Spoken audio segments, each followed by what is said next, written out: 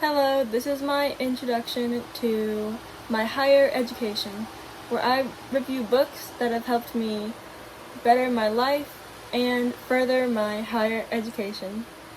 Big thanks to Dad for putting me on these books and embodying it basically my entire life. And please enjoy. This is my book review and thoughts on the Cajuns, from Acadia to Louisiana. Alright, so this book is about how the Cajuns got from Acadia to Louisiana, as the title says. But it's also about Cajun culture, their way of life, how they live, you know?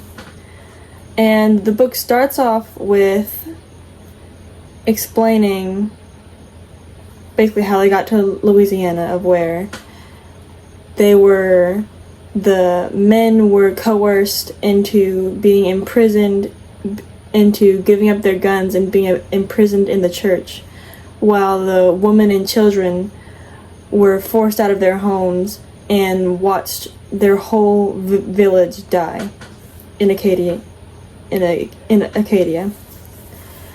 And from there, they were placed on these ships, which had barely enough room for them to stand shoulder to shoulder, let alone do things like use the bathroom or care for each other or anything like that.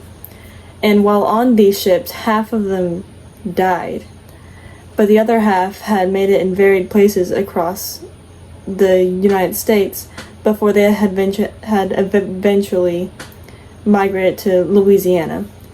And when they all moved to Louisiana, at first they started thriving.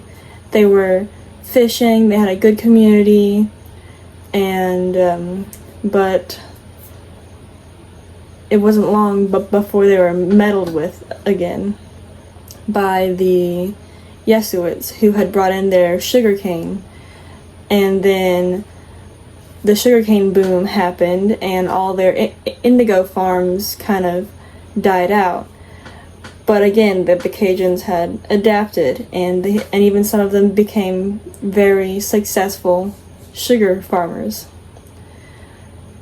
And then that was okay for a while, and then suddenly, boom, some Texans had found out that there was there was very, very abundant oil mines underneath Louisiana's bayous and marshes. And then suddenly they started exploiting that. And what that does is it deteriorates the air, it deteriorates the land and the sea, to where bird game is less, fishing is less, shrimp are less. It's destroying the economy. And all the while, the Texans, or as the Cajuns would call it, the takes us, because they are taking from them what is their rightful land and their right to live peacefully. All while doing that, they're hosting these Cajun parties to entertain their business sponsorships and partnerships with their exotic food and culture and all that. But the Cajuns are still trying to prosper. And it also explains a lot about the Cajun culture, their way of living. Their way of living was a very pagan-ish kind of thing, of where everyone had a relationship with their own god inside of them. And they viewed each other as one big family to take care of each other and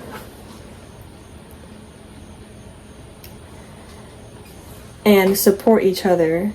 And no matter what, if you were a person in need and I had what you needed, and I could afford to give it to you, I would help. It's just about helping each other in need, seeing everyone as family, and the disputes were solved domestically. Like, they didn't need any courtship or laws because there was no reason to. When people got into an argument, they took the oldest and most respected, the most judicious of their people, and they talked it out. The Cajuns always went to talking first. And their whole MO was to enjoy life as much as you can and to live life fully, warts and all. It's better to live a life of regrets and purpose than live a life full of in-betweenness or not really do anything daring. And